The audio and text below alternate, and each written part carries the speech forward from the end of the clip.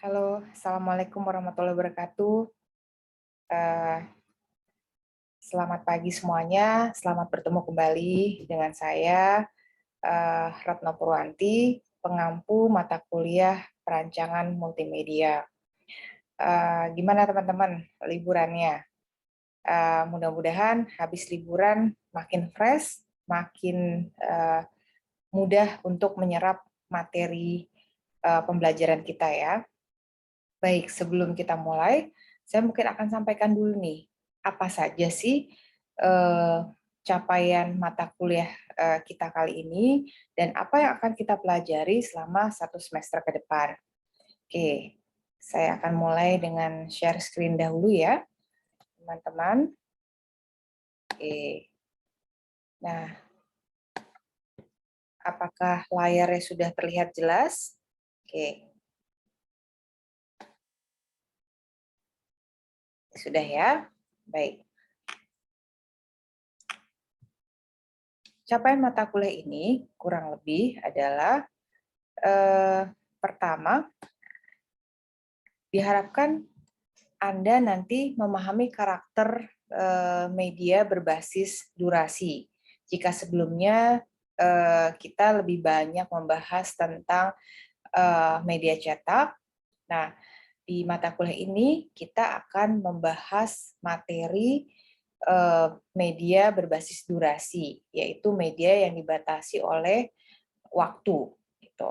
Kemudian apa saja output dari produk audiovisual. Kemudian diharapkan juga nanti teman-teman bisa menerapkan elemen-elemen yang ada di audiovisual dengan komposisi yang baik.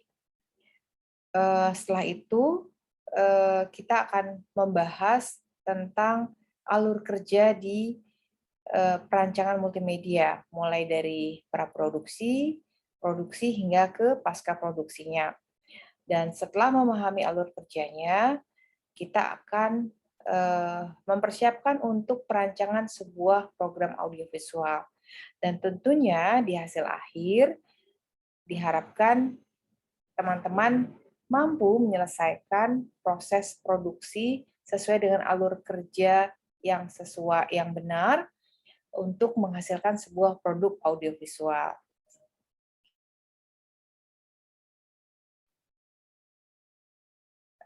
Pokok bahasan yang akan kita bahas dalam materi perancangan multimedia ini adalah teman-teman diharapkan paham ya perbedaan antara media statis dan dinamis. Lalu apa saja unsur audio dan visual.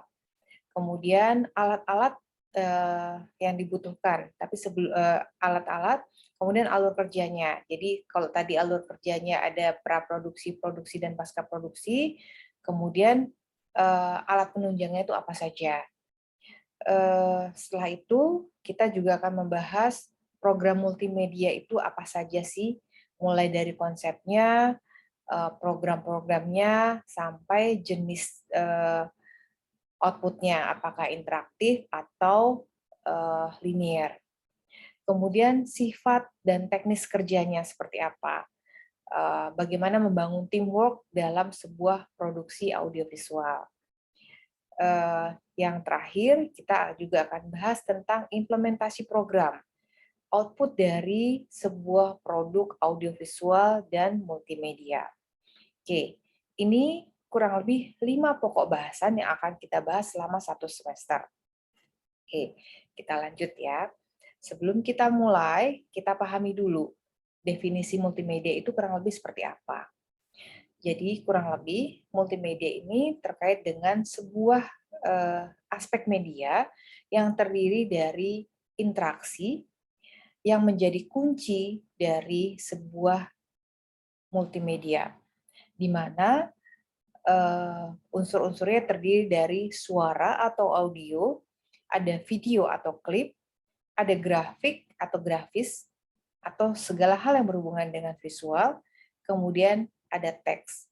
Jadi, contoh simpelnya kurang lebih adalah sebuah media berupa televisi, di mana semuanya unsur-unsurnya terdapat dalam media tersebut.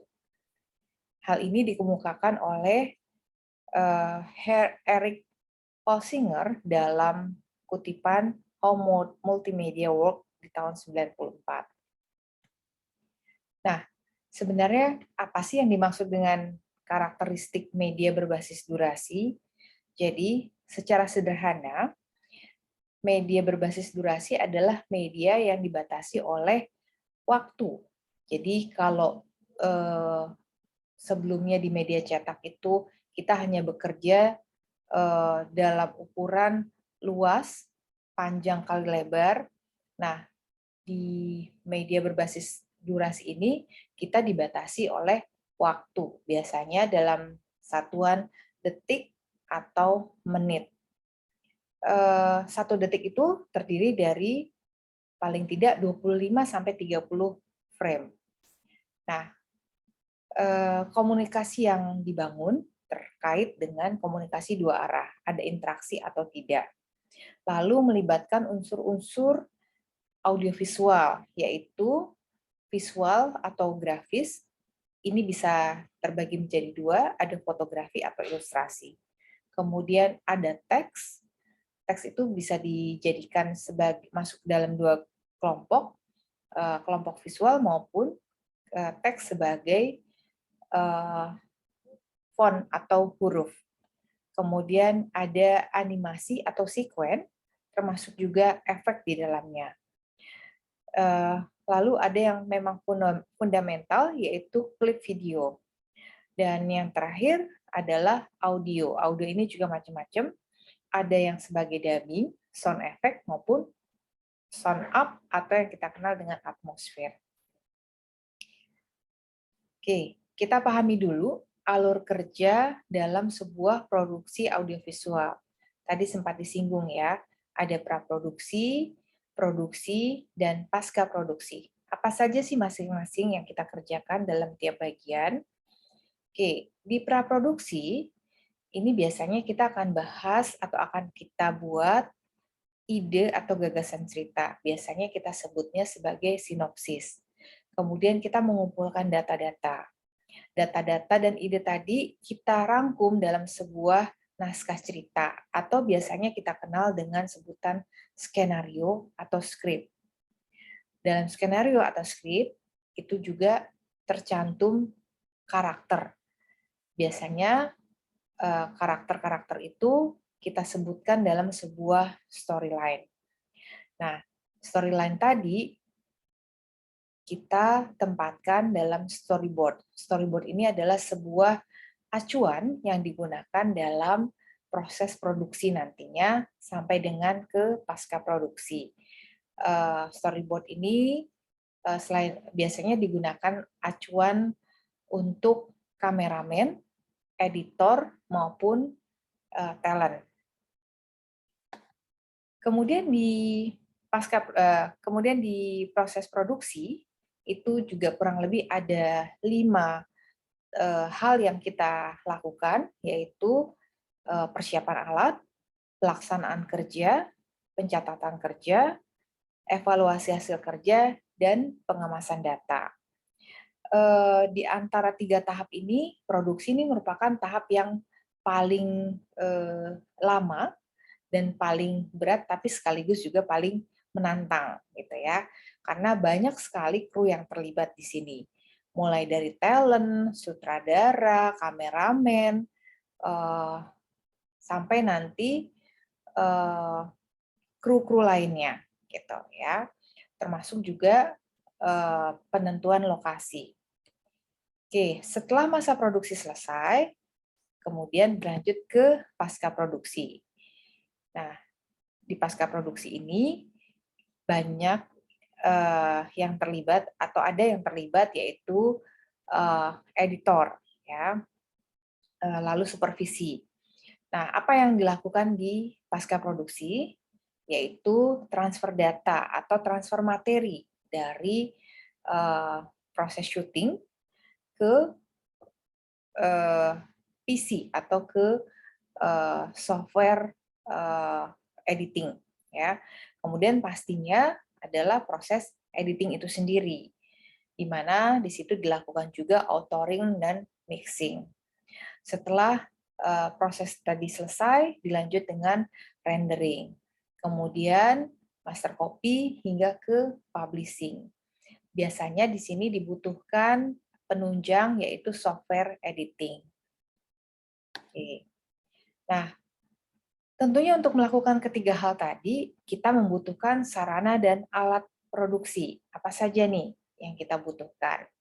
Di antaranya kurang lebih ada 3 hal yang krusial, yaitu alat perekam gambar, alat perekam suara, sampai ke pendukung sistem pencahayaan. Sebagaimana kita ketahui, sebuah produk audiovisual sama halnya seperti fotografi, kita membutuhkan cahaya untuk mendukung perekaman gambar. Kalau diumpamakan saat melukis secara manual, kita menggunakan cat dan kuas untuk menggambar atau melukis. Nah, kalau di audiovisual ini, kita membutuhkan cahaya untuk merekam gambar apa yang akan kita rekam. Oke. Nah, alat perekam gambar apa saja? Ini kita lihat dari tingkat kebutuhannya. Dari yang paling sederhana sampai ke yang tingkat advance. Yang paling sederhana tentunya kita paham smartphone saat ini sudah dilengkapi dengan kamera yang cukup canggih. Namun tentunya kualitasnya tentu berbeda dengan jika kita menggunakan alat yang khusus digunakan sebagai alat perekam gambar seperti kamera digital compact ataupun kamera DSLR atau action kamera maupun mirrorless.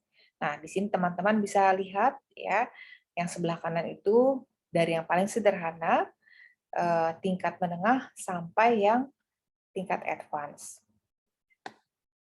Kemudian perekaman audio sebenarnya sih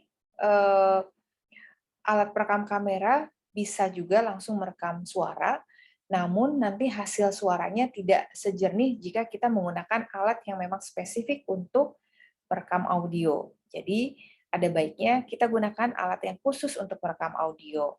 Nah, tujuannya tentu supaya audionya lebih prima. Beberapa di antaranya misalnya ada shotgun mic, audio recorder, sampai lavalier mic, gitu ya. Tentunya ini disesuaikan dengan tingkat kebutuhan proses produksi. Oke, kemudian untuk lighting atau pencahayaan, ini sebagai pendukung kita bedakan menjadi 3. Ada key light, fill light, dan backlight. Key light ini merupakan sumber cahaya utama untuk merekam visual. Ini akan mengarah langsung pada objek dan biasanya akan paling terang di antara sumber cahaya yang lain, di antara fill light maupun backlight. Nah, fill light ini juga sebenarnya dia hanya sebagai sumber supporting ya, gunanya untuk menghilangkan bayangan atau mengisi cahaya pada objek-objek yang gelap. Nah, kalau backlight ini sebenarnya untuk memberikan dimensi supaya objek yang kita rekam tidak terlihat flat. Gitu. Nah, kalau dilihat dari sifat siarannya ada 2, ya. Ada yang sifatnya live maupun sifatnya tapping atau rekaman. Siaran live biasanya tantangannya tentu jauh lebih besar. Alatnya juga lebih banyak dan resikonya tentu juga lebih tinggi, biayanya juga lebih tinggi. Itu. Sementara siaran tapping biasanya dilakukan dalam studio. Persiapannya memang tidak serumit ketika persiapan live, tapi tentu saja membutuhkan peralatan yang standar seperti yang tadi sudah disebutkan. Gitu.